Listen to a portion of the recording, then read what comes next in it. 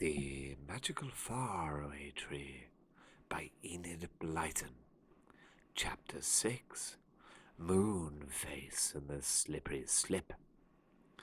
The children clung to the top branches of the faraway tree, whilst the rabbits slid down a bit lower. They could still hear the enchanting music of the roundabout land as it swung roundabout overhead. "We'd better get home," said Jack, in rather a quiet voice. "It's been just a bit too exciting." "Come on, then," said Alina, beginning to climb down. "It will be easier to get down than it was to climb up." But Indiana was very tired. She began to cry as she clung to her branch. She was the youngest, and not so strong as Jack and Alina. "I shall fall," she wept. "I know I shall fall." Jack and Alina looked at one another in sheer alarm. This would never do. There was such a long way to fall. "Dear Indiana, you simply must try," said Jack gently. "We've got to get home safely." But Indiana clung to her branch and wept great tears. The two rabbits looked at her, most upset. One put his paw into her hand. "I'll help you," he said. But Indiana wouldn't be helped. She was tired out and afraid of everything now. She wept so loudly that two birds nearly flew off in fright. Just as the others were really in despair, a small door flew open, and a round, moon-like-faced person looked out.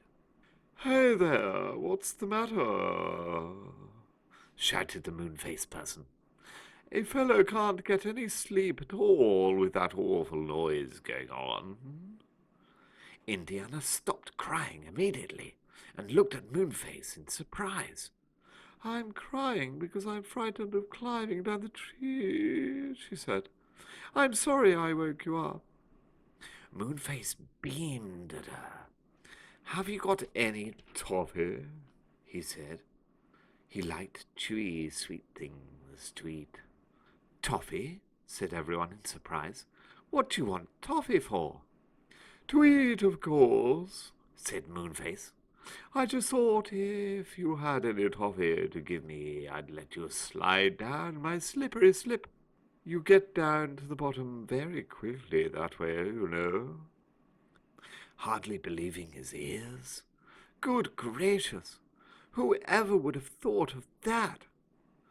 "I thought of it," said Moonface, beaming again, just like a full moon.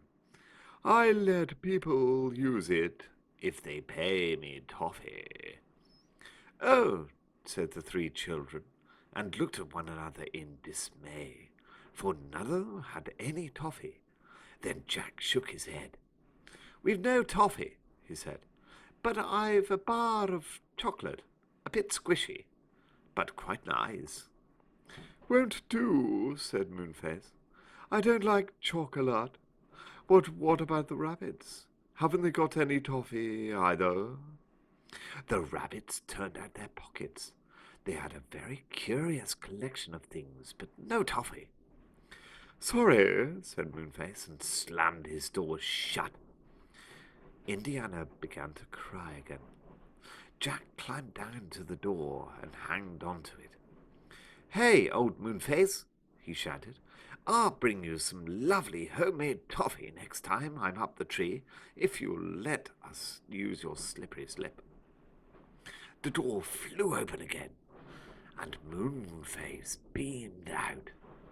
"Why didn't you say that before?" he asked. "Come on in."